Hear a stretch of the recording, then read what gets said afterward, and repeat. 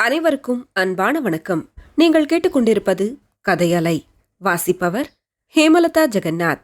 திரு சாவி எழுதிய விசிறி வாழை குருத்து 8. முதல் நாள் இரவு வெகுநேரம் வரை கண்விழித்து படித்துக் கொண்டிருந்த பார்வதி அன்று பொழுது புலரும் நேரத்தில் சற்று அதிகமாகவே தூங்கிவிட்டாள். தூக்கம் கலைந்து அவள் படுக்கையை விட்டு எழுந்தபோது கடிகாரத்தில் மணி 7 அடித்துக் கொண்டிருந்தது.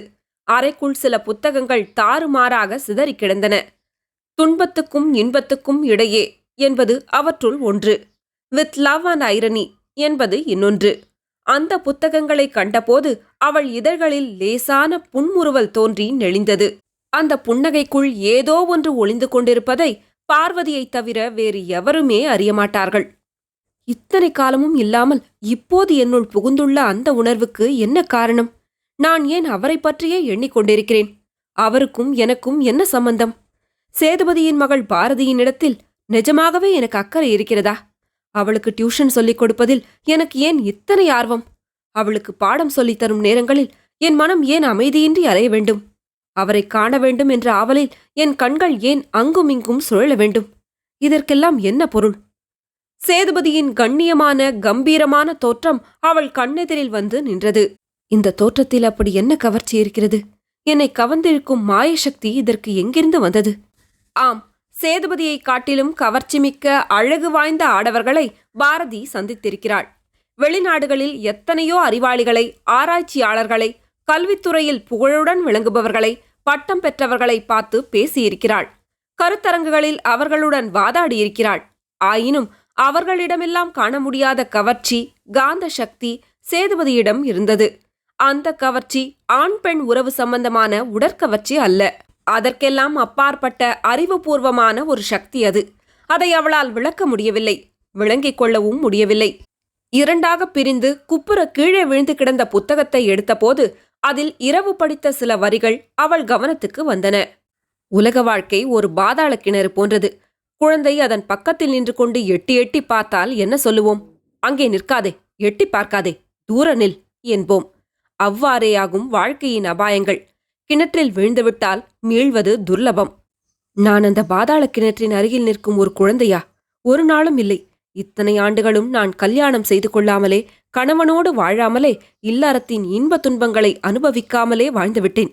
என் கன்னி பருவம் முழுமையும் தாய்மை கோலம் பூண்டு குழந்தை ராஜாவை வளர்ப்பதிலேயே கழித்துவிட்டேன்.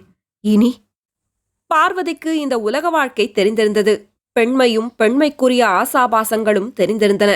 ஆனால் அந்த பெண்மை தனக்கும் உண்டு என்பதை அவள் உணர்ந்ததில்லை. அவள் வாழ்க்கை தெரிந்தவள், ஆனால் அந்த வாழ்க்கை தனக்கும் உண்டு என்பதை அறியாதவள். கீழே ராஜாவின் சீட்டிக்குரல் ஒலித்தது. காலை பத்திரிகையை படித்தபடியே யோசித்துக் கொண்டிருந்த பார்வதி மணி 9 ஆகிவிட்டது என்பதை அப்போதுதான் உணர்ந்தாள். வெகுநேரம் தூங்கிவிட்டிருக்கிறேன். என்றுமே இப்படி தூங்கியதில்லை. கல்லூரிக்கு நேரமாகிவிட்டது என்று எண்ணிக்கொண்டே அவசரமாக எழுந்து போய் தேதி காலண்டரின் முதல் நாள் தாளை கிழித்தெறிந்தாள். அப்போதுதான் அவளுக்கு ஞாபகம் வந்தது. ஓ, இன்று பாரதிக்கு பிறந்த நாள் அல்லவா? என்னை சாப்பிட கூப்பிட்டு இருக்கிறாளே, போகலாமா வேண்டாமா என்று யோசிக்கலானாள். இப்போது ஒருவேளை சேதுபதி வீட்டில் இருந்தாலும் இருக்கலாம். பாரதி என்னை அழைத்திருக்கும் செய்தி அவருக்கும் தெரிந்திருக்கலாம். இப்போது அங்கு சென்றால் அவருடன் சிறிது நேரம் பேசிக் கொண்டிருக்கலாம் என்று முதலில் எண்ணினாள். அடுத்தாற்போல், கூடாது, இப்போது போகக்கூடாது. போகாமலிருந்தால் ஒருவேளை அவர் தன்னை பற்றி பாரதியிடம் ஏன் வரவில்லை என்று விசாரித்தாலும் விசாரிக்கலாம். மாலையில் என்னை சந்திக்கும்போது காலையில் ஏன் வரவில்லை என்று கேட்டாலும் கேட்கக்கூடும். அவர் என்னை பற்றி விசாரிக்கும் பெருமையை இப்போது போவதால் இழந்துவிடக்கூடாது என்று தீர்மானித்தவளாய் டெலிபோனை எடுத்து, பாரதி, எனக்கு இப்போது கொஞ்சம் அவசர வேலையாயிருக்கிறது, மாலை வருகிறேன் என்று கூறிவிட்டு கீழே இறங்கிச் சென்றாள். அவசர அவசரமாக சாப்பாட்டை முடித்துக்கொண்டு பகவான் பரமஹம்சரையும் தேவியையும் வணங்கிவிட்டு காரை எடுத்துக்கொண்டு கல்லூரிக்கு புறப்பட்டாள். கார் வாசல் கேட்டை தாண்டும் போது செவிட்டு பெருமாள் எழுந்து நின்று மரியாதை செலுத்தினான். கல்லூரி காம்பவுண்டை நெருங்கிய போது சொல்லி வைத்தாற்போல் பிரெஞ்சு ஆசிரியை மிஸ்ஸஸ் அகாத்தா காலை விந்தி விந்தி நடந்து வந்து கொண்டிருந்தாள். அகாத்தாவை கண்டதும் பார்வதி கைகடிகாரத்தை பார்த்தாள். மணி 10:05. காரை தன் அறைக்கு வெளியே கொண்டு போய் நிறுத்திய போது அட்டெண்டர் ரங்கசாமி வழக்கம் போல் காரின் கதவை திறக்க ஓடி வந்தான். குறித்த நேரத்தில் கல்லூரிக்கு வந்துவிட்டதில் பார்வதிக்கு பரம திருப்தி. அதில் அவள் எப்போதுமே உஷார். உள்ளே போய் நாற்காலியில் அமர்ந்ததுதான் தாமதம்.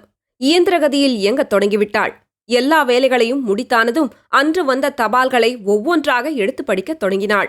அந்த கடிதங்களில் கல்கத்தா ராமகிருஷ்ண மடத்திலிருந்து வந்திருந்த அழைப்பு கடிதமும் ஒன்று. உலகத்து அறிஞர்கள் பலர் கலந்து கொண்டு விவாதிக்கப் போகும் வேதாந்த விசாரணையில் பார்வதியும் பங்கு பெற வேண்டுமென்பது அழைப்பாளர்களின் விருப்பம். வேறொரு சமயமாயிருந்தால் பார்வதி அந்த அழைப்பை மகிழ்ச்சியோடு ஏற்றுக்கொண்டிருப்பாள். தனக்கு கிடைத்த ஒரு பெருமையாகவும் எண்ணியிருப்பாள். ஆனால் இன்று இப்போது அவள் உள்ள போக்கு அடியோடு மாறியுள்ள இந்த நேரத்தில் அவளால் அதை ஏற்றுக்கொள்ள இயலவில்லை. மாலை வேளைகளில் சேதுபதியை சந்தித்து பேசுவதில் அவள் பேருவகை அடைந்தாள்.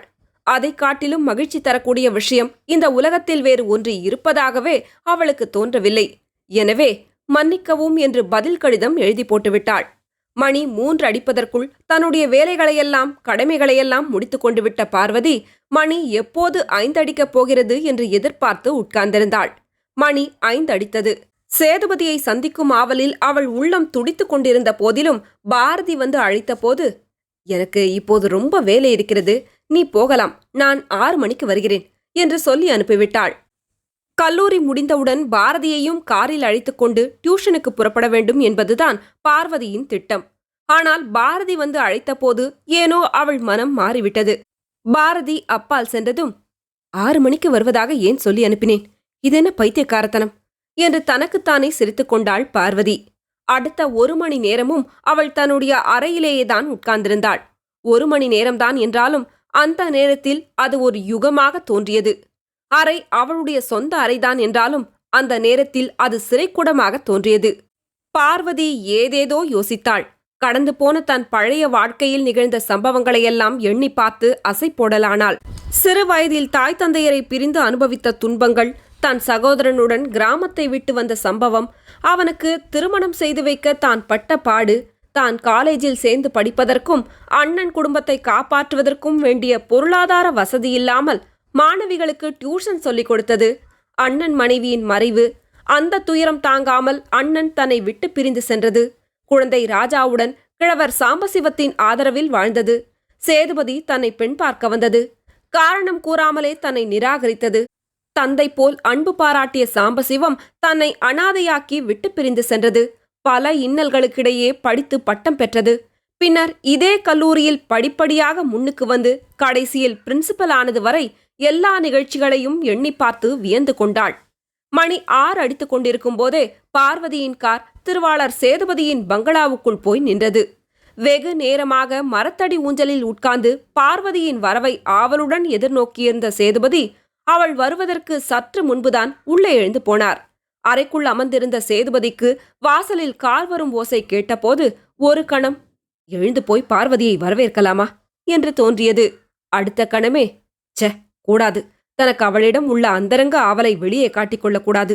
பாரதிக்கு டியூஷன் சொல்லிக் கொடுத்த பிறகு பார்வதியாகவே தன்னை தேடி தன்னுடைய அறைக்கு வருவாள். அதுதான் வழக்கம். வழக்கப்படி இன்றும் அவளாகவே வரட்டும். அதற்குள் நான் ஏன் அவசரப்பட வேண்டும் என்று எண்ணியவராய் அறைக்குள்ளேயே இருந்துவிட்டார். அன்று டியூஷன் முடிவதற்கு வழக்கத்தை காட்டிலும் 1/4 மணி நேரம் அதிகமாயிற்று. பாடம் நடந்து கொண்டிருந்த போது பார்வதியின் உள்ளத்தில் அமைதி இல்லை. சேதுபதியையே எண்ணி எண்ணி குழம்பிக் கொண்டிருந்தது. இன்று அவருடைய அறைக்கு சென்று அவருடன் வெகுநேரம் பேசிக் கொண்டிருக்க வேண்டும்.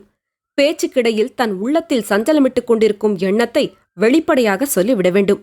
அவர் என் அந்தரங்கத்தை அறிய நேரிட்டால் என்னை பற்றி என்ன நினைத்துக் கொள்வார்? அவர் என்னிடம் கொண்டுள்ள மதிப்பை மாற்றிக்கொண்டு விடுவாரோ? அடுத்த கணமே, மாற்றிக்கொள்ளட்டும், எதை வேண்டுமானாலும் எண்ணிக்கொள்ளட்டும். மனத்திற்குள்ளாகவே எண்ணி எண்ணி புழுங்கி புழுங்கி வேதனைப்படுவது என்னால் இனி முடியாத காரியம். அவருடைய உறவை, அறிவுபூர்வமான நட்பை என் உள்ளம் நாடுகிறது. அதை நான் அவரிடம் கூறியாக வேண்டும். என் எண்ணத்தை, என்னுள் புகுந்துள்ள அபூர்வ உணர்வை என்னுள்ளேயே எத்தனை காலத்துக்கு மறைத்து வைத்துக் கொண்டிருப்பேன்? புயலில் சிக்கி அலையும் துரும்பை போல் எந்த முடிவுக்கும் வர முடியாமல் அலைந்து கொண்டிருந்தது பார்வதியின் உள்ளம்.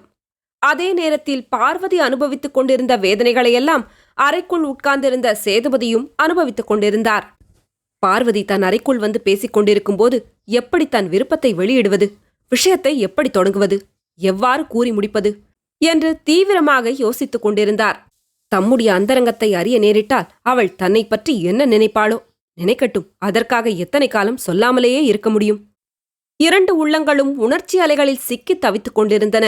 டியூஷன் முடிந்தது. பார்வதி தயங்கியபடியே சேதுபதியின் அறையை நோக்கி மெதுவாக நடந்தாள். அவள் இதயத்தில் பெரும் புயல் வீசிக்கொண்டிருந்தது. கால்கள் தடுமாறின.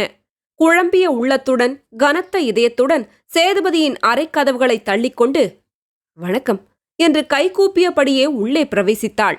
அதே சமயத்தில் வாருங்கள் என்று அழைத்த சேதுபதியின் குரலில் வழக்கமாக காணும் கம்பீரமில்லை, தடுமாற்றம் தொனித்தது. தொடரும். கதையலை உங்களுக்கு பிடிச்சிருந்ததுன்னா உங்க நண்பர்களோடும் உறவினர்களோடும் பகிர்ந்துக்கோங்க. நன்றி.